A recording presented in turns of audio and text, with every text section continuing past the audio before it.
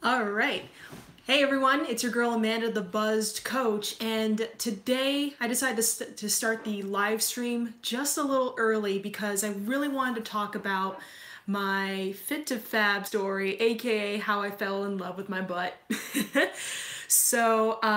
This is going to be kind of structured, kind of like story time and story of my life kind of thing, because I do feel like the pieces of my life that got me to where I am today really did shape me and how I look at things and how I became a lot more fit. So, to start, for those of you who don't know me, I am I am Canadian, so I did grow up in Montreal, Canada. I was living there until I was about 9 years old, and then I moved with my family to the United States into Massachusetts, where I was then introduced to American culture and so on and so forth. So I want to take the story to the very beginning, and I actually have little notes here just to kind of help me remember. So, first and foremost, I was always, always kind of a big kid. And, I was cool about rocking that. I really kind of liked, I loved food, and I still do. I mean, that's kind of something that's never gone away. And being a big kid, I always noticed certain things about my body. A big thing being that I felt like I had a big butt.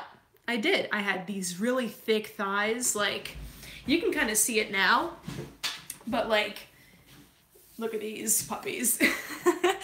I had pretty like thick upper, bottom lower portion on my legs. So I always had these big legs, and a lot of people would say, "Oh, you got runner's legs."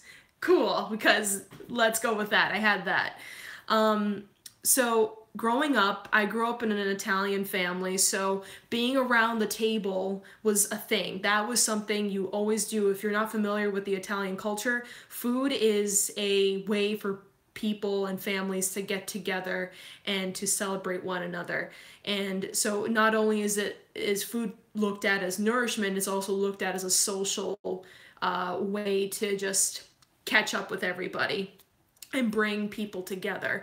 So growing up in Montreal, my grandparents and all my aunts, my uncles, my cousins, a good majority of them live in Montreal. So, to eat and to go over people's houses was just the most fun thing ever. And I really did enjoy, just being in the moment with everyone in and around the dinner table. So I had a lot of friends. I felt like, life could not get any better. And then this was around 1997. There was a huge economic downturn that happened in Montreal. If you're familiar with the separatist movement that was going on there, basically the government wanted to take back the French language and take away the English influence that was happening in Montreal. So basically, English speaking schools and English speaking businesses were getting heavily penalized and heavily,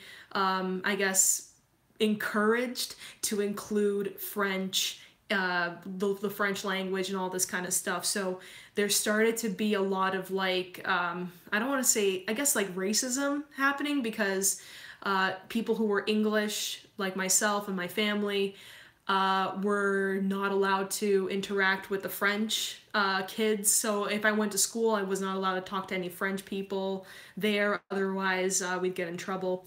So eventually, the economy was tanking. So my family was like, "All right, we gotta get the hell out of here." So my dad pretty much scoped out a place for us to go and live in the United States. And it just so happened that Massachusetts was that place that he thought would be the best place for, his business. He has a construction firm. And also, it's a great place for schools. So he figured, this might be a good place for us to go. We managed to get through, getting the mess of green cards and all that kind of stuff was kind of always playing in the background, but never really like a huge, deal breaker for us. We were able to get into the country legally and do all we had to do to be there legally.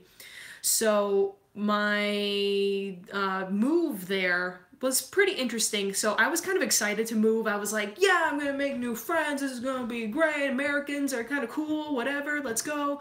So I go there, and we missed a good deal of school because of the move. I think the move took us a couple of weeks at least, and by the time we settled in, and my mom had to find us a school to just kind of pop us in mid-year, because we moved around like November, December time frame. So I remember this was like after the new year. We had to find a school and just kind of plop us in there for the meanwhile, so we don't kind of miss a lot.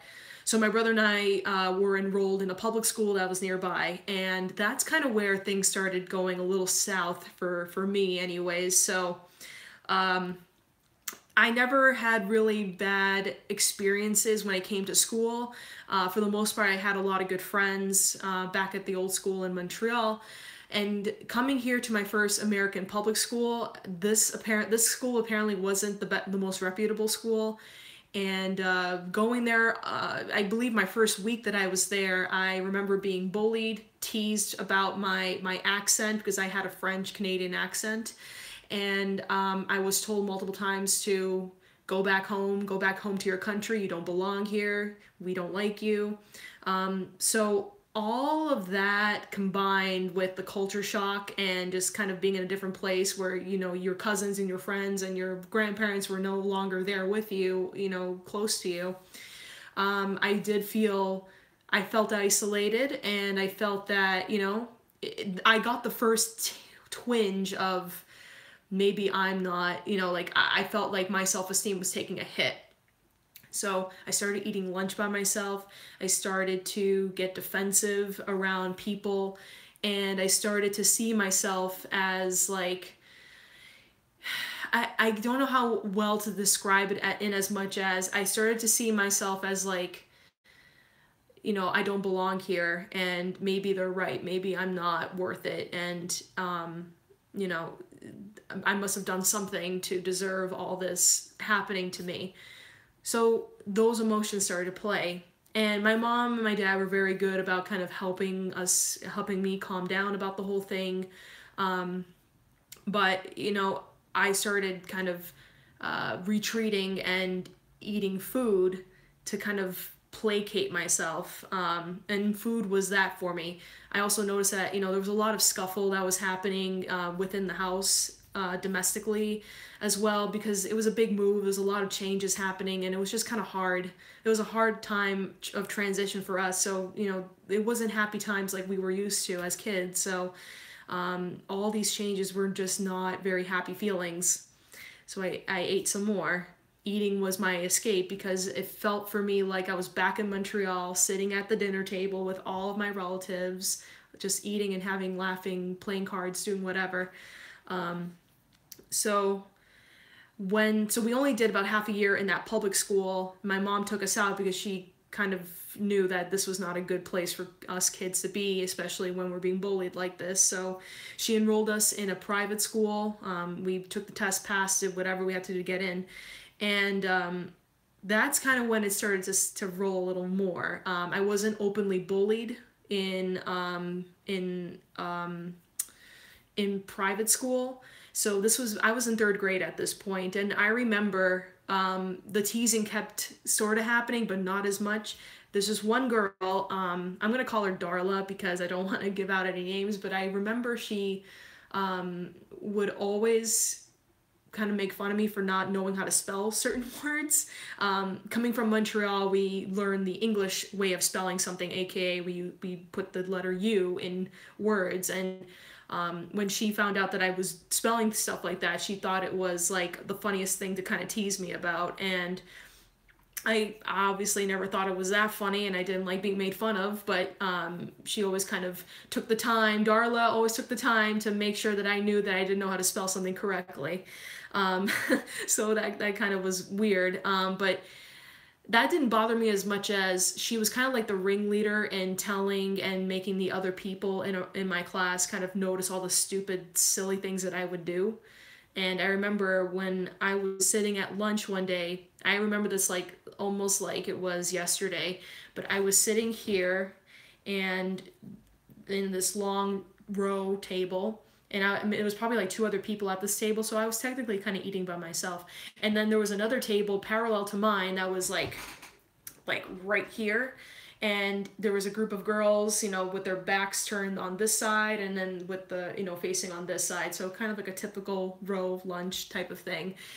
And occasionally they would kind of like always look over at me to see what I was doing, and and they would just kind of like whisper to themselves like, oh, did you see what she just did there? I remember I I had this weird thing where I really like to eat ketchup packets. I don't know about you, but I had this really weird like thing that I did where I would like take a ketchup packet, I'd take like 3 or 4, and I kind of like stuffed them in my bag. I would sit my little ass down on the lunch table, and trying not to like be noticed, I just kind of like very quietly opened the packet, like kind of looking around, and then just was like just kind of slurp it out like a savage.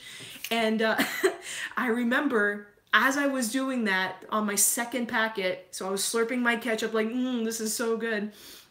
Darla turns around, so she's like this, so she's kind of like, she's constantly like looking over to see what I'm doing. So right as I was like with the ketchup packet, she like looks over like this, and then she sees me and I lock eyes with her, and I was like, and she was like, and then she turns around, she was like, and she tells the entire table that I was eating ketchup packets, and they all turned around and they all started like giving me the eye like scan up and down, like you know what I'm talking about. It's kind of like that like the ultimate form of judgment, and I felt it, and it was hot. I felt so hot around my neck. I was so embarrassed, and because for some reason I felt like, you know, this little bit of happiness that I have slurping ketchup packets, I was being made fun of for it, and I felt shame. I felt that I needed to retreat and hide somewhere because, you know, obviously what I'm doing is shameful, and I shouldn't be doing it, and I'm not treating myself the right way. And I didn't know how else to help myself. So that was a big kind of moment for me. And, you know, kind of fast forwarding to 7th grade, I enrolled into another private academy. And at this private academy was when I started to see kind of like the older adult problems. And by older adult, meaning like adolescent adult. At this private academy, I don't want to mention the name, I felt the most alone in this academy. I was blessed enough to have a couple of friends that I made there, but they were very few and far between. So being there, I felt that I felt that for some odd reason that I was the odd man out, and that no one really wanted to talk to me. And when I say no one wanted to talk to me, I actually made it a point to go into the class every single day. I'd sit down, and I got into my head that no one cared about, you know, about me and my existence because no one really acknowledged me. But I would sit down in the classroom, and I actually kept a tally. I actually tallied the number of times someone would come and talk to me. This is like the saddest thing I'm sure you've ever heard. But I actually sat my ass down, and because to myself I was thinking, you know what, if I never said a word, would anybody notice? And I made a tally that day, and this happened a couple days in a week where no one talked to me. And that was when I kind of hit my lowest. I felt that, you know, if anybody did talk to me, it was just about homework, because I actually was doing really well with my classes. So if they knew they needed help with something, they'd come to me about it. So those were the practically the only times that I would be spoken to. And it was around this time that I started really comparing myself to others. So like I said, I was always kind of a big kid. Like I was always I was kind of a fat ass, and that's fine. Like I'm okay with saying it. But I remember I would sit next to somebody in my class, and I felt big. I felt like I was towering over them. I felt like I was huge, and if I leaned over, I would crush them with my like huge presence. I don't know. Like I just felt I felt big. I felt like my arms were big, my thighs were huge, like, most of all, like I just felt my butt was just huge. Like this was before the time, you know, of Beyonce and Nicki Minaj and having, you know, having curves. That this was before then. So this was the time when being skinny was popular. Like if you were skinny, if you were kind of a stick, that was kind of the ideal. That's kind of where you're going for. So when I looked at my thighs, and you know, there's like a test where you can just kind of like wrap your arms around your thighs to see if you can like hold it, or if you can like wrap or touch your fingers together. I don't even know if I can do that now. Can I do that? No, I can't. It's impossible for me. And I felt so incredibly fat.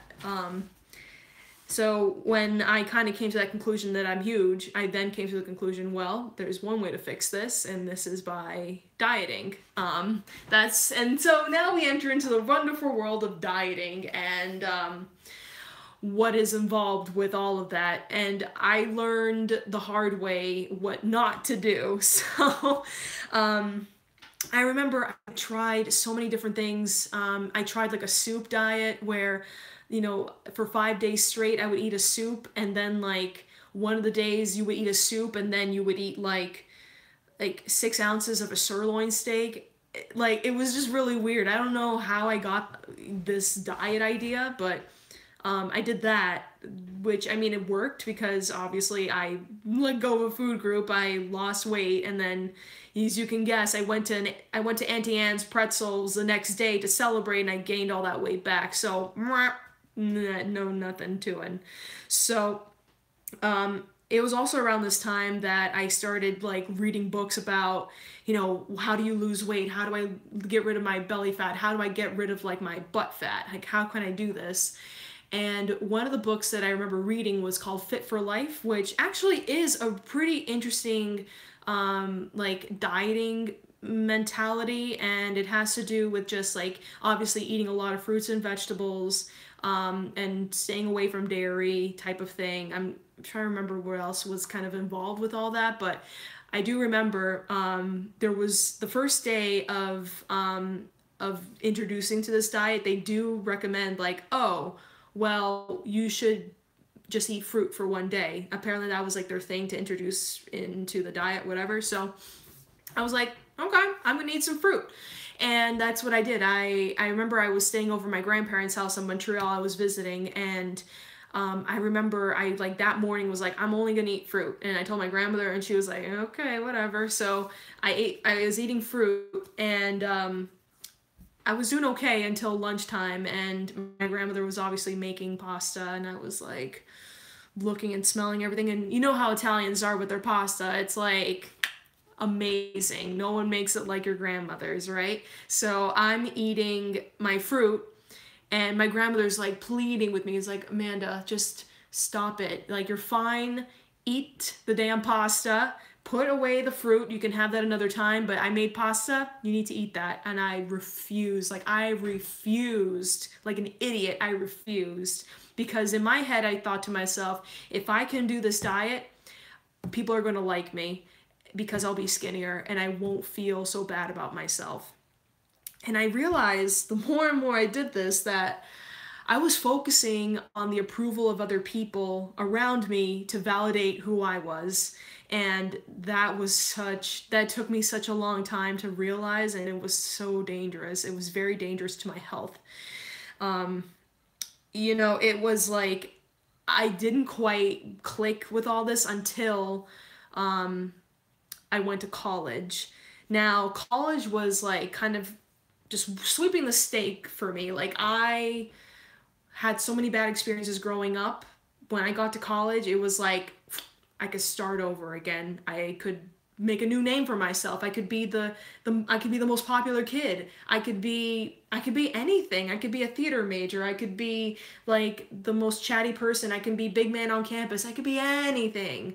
Obviously, I went to an engineering school, so obviously I couldn't be an art major, but point said, I went to Worcester Polytech Institute in Massachusetts, so that's in Worcester for anybody that's familiar with the area. Now, this was, I felt, the place where I finally started to understand who I was as a person, and really exploring me, what my ideas were, what my opinions were. I mean, this is kind of like obvious. I don't know if you all had this issue before, but when I was in high school, you know, you kind of live with your parents, so whatever opinion they have, like more likely than not, it might be somewhat your opinion, unless you're rebellious. But I wasn't a rebellious kid.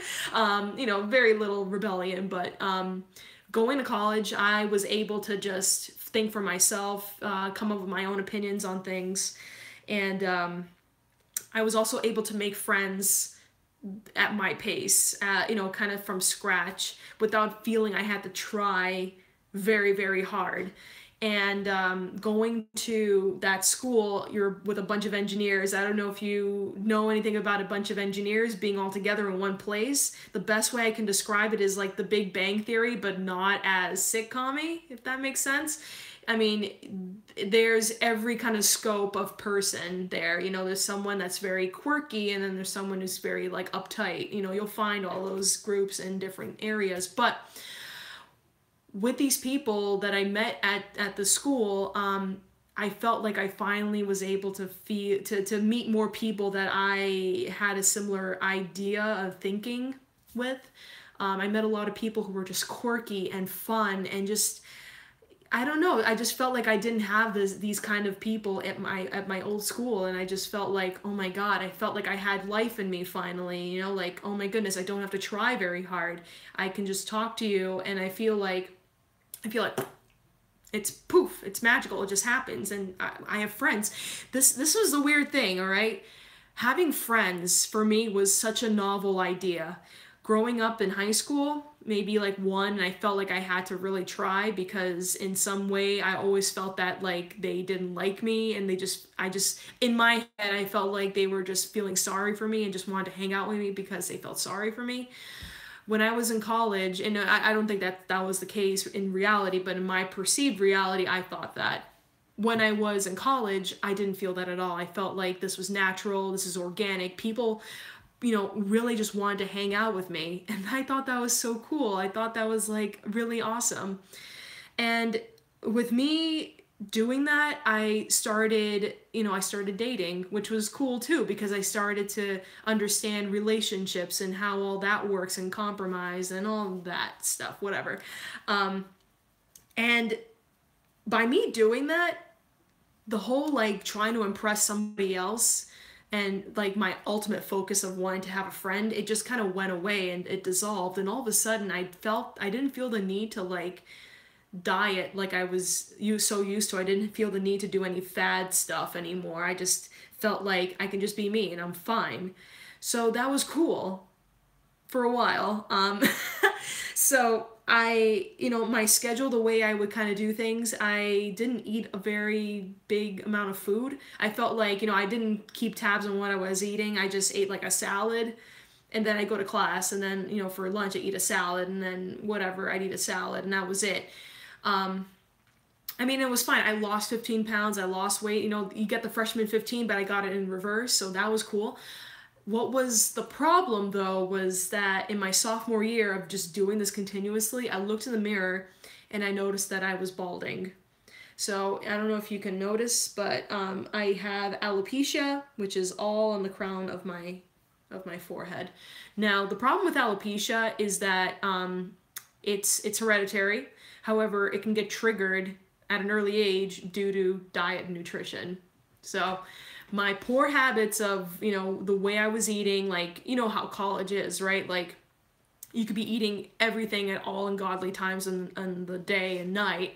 I remember eating like bags of gummy worms, like, drinking beer, and what was the other thing? Like, the thing that gives you weight, Red Bull, and I would also have like salad, and I mean, I barely had protein, that was sufficient enough to kind of like help me. Yeah, my vegetables I was okay with, but like fruit, I was just like not interested in fruit. So I eventually, after college was over, I eventually it clicked in my mind, all the puzzle pieces came together that, you know what, now that I'm kind of in a good mental state that, I don't have to impress people, I don't have to prove my worth to other people, I just need to know my worth on my own. shift, and learning all that, and also understanding physically what I need to do, which is be eating the right foods for myself, my macronutrients, making sure that I, didn't starve myself. I needed to really give thought to what I eat. That was a big deal for me, and that's kind of what I started to learn over time. And I will say this, in college, I started to really accept, with the mental acceptance that I have about myself, I started to accept my body for what it was, in whatever stage it was. And that's when I started to really fall in love with who I was. I started to realize, I am a lot stronger than I originally thought I was. Moving to a new country and trying to understand the lingo and trying to pick things up and, make my way in life, changing mentally and developing myself mentally, which was a very huge undertaking. I will say that took so much in me to do, and I feel like I'm a better person now for it. So from doing all of this, from doing all these mental exercises with helping myself, I started to really fall in love with who I was, with my uniqueness. I have a big butt, and you know what? I love that about myself. I love that, it's thick. It's the best way I can describe it. Like, I have thick upper thighs, and I know that they're not going to really go away, and I'm cool with that. I mean, like, I have like the tiniest little like under chin here, and I'm cool with that, and that's totally awesome. And to be able to get to that point, my God, it took me years. It took me years to accept the fact that I am enough for who I am right here, right now. So we are to the present moment. Now I'm very cognizant of what I'm eating, what I'm putting into my body, and my alopecia scare that I had, now with a proper diet, with nutrition, and taking the right kind of supplements, I have been able to grow my hair back, which is really fantastic. I wasn't able to, like, I felt so ashamed when I look in the mirror because I see like forehead, I see my scalp in the mirror, and now it's like it's getting better. So I'm trying to like repair the damage from my stupid years. But from doing this and from exercising and understanding how my body works over the years, I've started to see my body less as an impediment to my health and more as a temple of my health. All right, which I thought that was like kind of profound when I wrote it down. So I always thought to myself when I was growing up, when I wasn't losing the weight I wanted to lose, that, oh my gosh, why don't you lose weight? Why can't you lose weight? Like, I would like yell at my belly, like, go away. Why don't you go away? Why don't you go to your home? But no, I started to see my body. I was looking at my body in such a way that, like, I felt that it was getting in the way of me losing weight, which now that I think about it is such like a weird, like screwed up way of looking at it, honestly, because my body is the health. It is my temple. So I started seeing food as like my fuel. It's something that you put in to get you the best output. Now, I'm not gonna lie, I still have my gummies, I still have my cheat day, because I mean, I'm not perfect, I'm not a saint, y'all, but being able to be okay with the fact of like, I am who I am what I am right now, I look like the way I look like, and being okay with that, whew, that took me a while to really embrace. But it was the best piece of advice that I ever followed for myself, was my body's a temple at whatever stage it's at. Treat it with honor, treat it with respect, and hell yes, I have to say that I love my ass. I love it, I love it, I love it. And my husband loves it too, so I'm not gonna lie or complain about that. So that is my fat to fit story right there. And I wanted to say this story because I know that there's many people out there that feel or have felt a similar way. And I want to open up, someone actually phrased this the other day, I want to let go of my shame, and by letting go of your shame, it's always good to recognize and to talk about it. And it took me, I have to say, it took me a little bit of courage and a little bit of a few deep breaths in order for me to do this live. But I feel like it was necessary. It was necessary for me to share the story because it's not right for me to keep it to myself. There's many other people out there that were just like me or are like me right now that realize that, it's not about other people's approval, it's about your own. And it's about loving yourself for who you are. So that was all I wanted to talk about. I will be posting another video coming up very soon on Thursday. Yeah, I'm doing this 2 video-a-week thing, so that's been working out. Comment below if you are liking the video stuff that I'm putting out, and if you liked this, if you like the story time kind of esque kind of thing, please be sure to let me know in the comment section below. I do want to do an Ask Amanda for the rest of the Tuesdays going forward. So I'd answer like any fitness related questions, or I would answer any health questions or whatever it is that you may have in terms of motivation, fitness, accountability, or whatever it is that you have questions about. So please be sure to comment any one of your questions below, and if it's before next week, I will be able to address those in the next live chat with you. So yeah, if let's see, I think that's pretty much it on my end. So I think I've already taken 31 minutes of your time. So anyways, I hope you enjoyed the story time with me, and I just want to say thank you so much for sitting here with me today and listening. I love you. See you later. Bye. How do I shut this thing off?